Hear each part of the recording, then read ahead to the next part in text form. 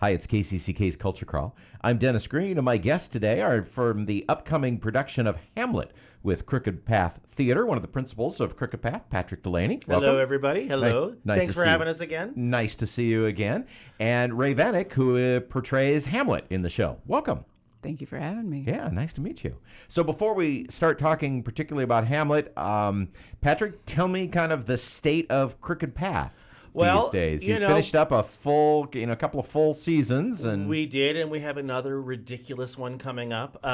We've enjoyed our summer. We've had a little time off. That said, we have been in rehearsal for Hamlet for 4 months. Wow. I was gifted with a cast that was interested in sort of digging in, because it's Hamlet. There's some tough stuff in it. So we have enjoyed a summer, sitting around my dining room table, unlocking text and what does this mean and what does this mean. It's been kind of lovely. But yes, we are gearing back up. So this goes up September 21st. Then we have our Halloween cabaret, which is October 27th. Then our holiday cabaret, which is in the middle of December at the James. Then we're doing What the Constitution Means to Me in the middle of the middle 2 weeks in January, also at the James. And then I don't know after that, but there'll be something. To be announced. Yes. Ray, so you are, tell me a little bit about your life and acting career headed into this.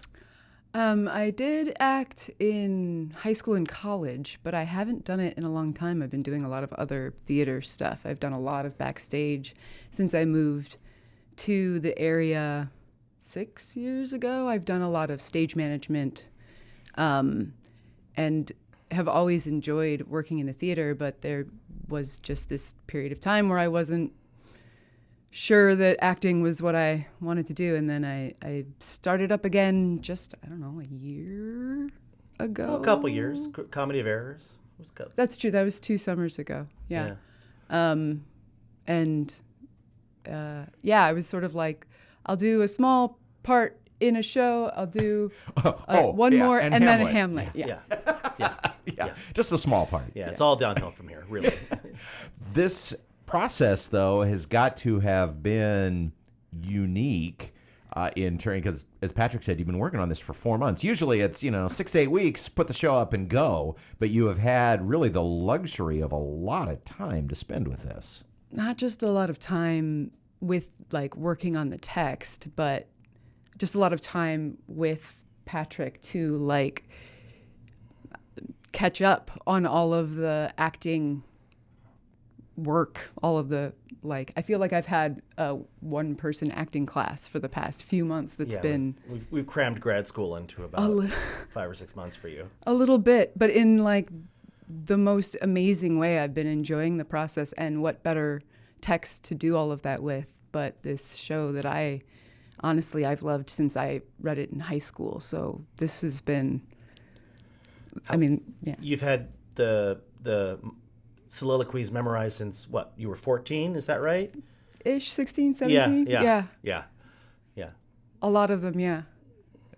It's been, this is the show. This is my favorite show. So you've been working for 4 months, but you've really been preparing for the last 25. Correct. Yes. Patrick, whenever, we tackle a Shakespeare show, the question is always okay, what's the unique spin? Now, first off, you've been digging into the text for 4 months. That's unique. Sure. Right there. But we just see so many flavors of Shakespeare. We see it period. We see it set in modern times, in past times, in future times. What was going into this? What did you decide was the area you wanted to explore? Well, it's Hamlet, right? So I think almost more than any other Shakespeare play, there's some baggage that comes with it. The baggage of, it's Hamlet. It's complicated. It's difficult. It is maybe even unapproachable. And it's not. It is actually about all our lives, because all of us at some point in our lives say, what is all this for? Why am I working so hard? Why am I doing these things? Why am I doing what I'm doing? And those are really the biggest questions that Hamlet, the play Hamlet asks. So that's why we wanted to do it. With that in mind, the spin, the twist is it's an immersive production, believe it or not. The audience is going to be right on top of the actors. The actors will be moving behind the audience, among the audience. Not to worry, no one's getting up to recite soliloquy. No one needs to come prepared with anything. And you won't get stabbed. Right, but to sort of defy expectations of what this play is, there's going to be a lot of direct address. It's just people talking to the audience about how they feel and working through big thoughts in real time, thoughts that the audience has had as well. And it is a true community theater experience, or I think it's more to say a communal theater experience would be a better way to put it. So you must be arranging things at the James in a little bit different. The times I've been there, it's been, raised seating in front of a stage. Absolutely. So are you changing the configuration some? We are. So the raised seating will be there, but in addition to that, it's what's called tennis court style. So there will be banks of audiences all along the playing space, and we will the actors will be playing right in the middle of the space. So the audience will be on 3 sides and literally feet away from the actors. Ray, what is that, as an actor, how does that change how you approach the performance and the character? Because you are, instead of being on a stage in front of an audience that is a ways away and maybe darkened so that you can't see them, you're, just a few feet away from the people you're performing for. It makes my performance better because it's grounded in that collective experience. Like I can be questioning life as if in a conversation with other people who have probably also been questioning these sorts of things. It's less about having the emotions or expressing the words than it is like sharing the moment with these people right here with me.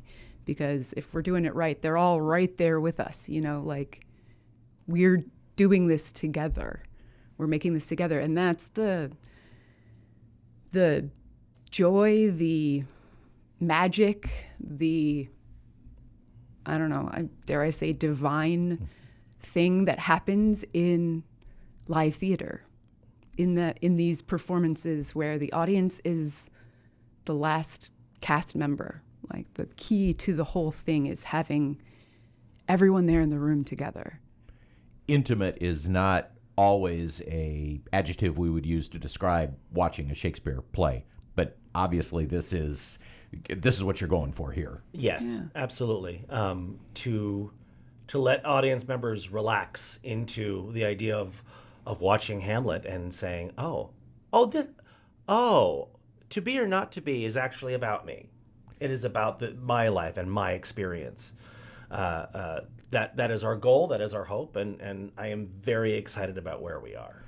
Ray, you mentioned that you've memorized these soliloquies when you're in high school. You've been, kind of working on this as a full-time job, or at least a big part-time job for several months. What has changed or what has surprised you from the time you were going into this? And, did you have any of those aha moments? It's like, oh, I am now looking at this completely differently than I have for the last quarter of my life. Oh, I mean, so many times in talking with Patrick about it, I was like, I always thought this meant this, or I always assumed what was happening here was this. And when we talk it through, we see so many different angles, so many different ways you can interpret things. And if you keep going, if you just keep delving into the text, you can find the real heart, the real deeper stakes of what's going on. And it's been revelatory. It's been really, really amazing. It's been delightful. Yeah. The show is Hamlet, opens September 21st at the James Theater. How do people get tickets, Patrick?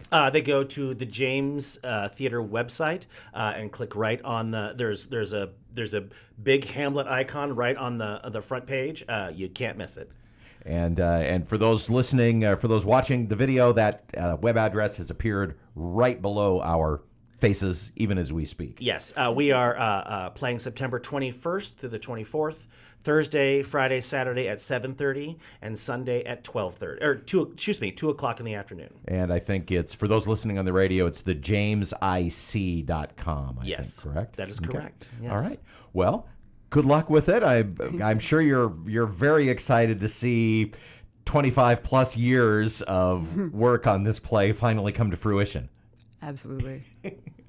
Again, the jamesic.com if you'd like tickets. And Patrick, if we want to follow Crooked Path online to find out what's going on, where do we do that? crookedpaththeater.com. All right. Yeah, theater RE, not ER. Okay.